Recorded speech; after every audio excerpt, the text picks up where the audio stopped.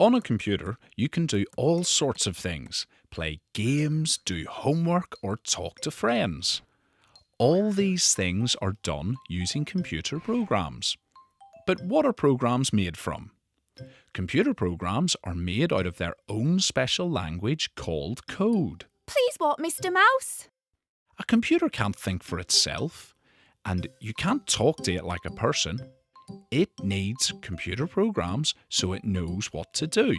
Step 100. Backwards. Code is made out of words and numbers. Sometimes it is made from words you already know. You can learn how to put these words in order so the computer understands what to do. Step 10. Forwards. You can change the numbers and the words to choose what happens in your own program. There are lots more things you can do. It is your code, so you can choose. It's up to you and your imagination.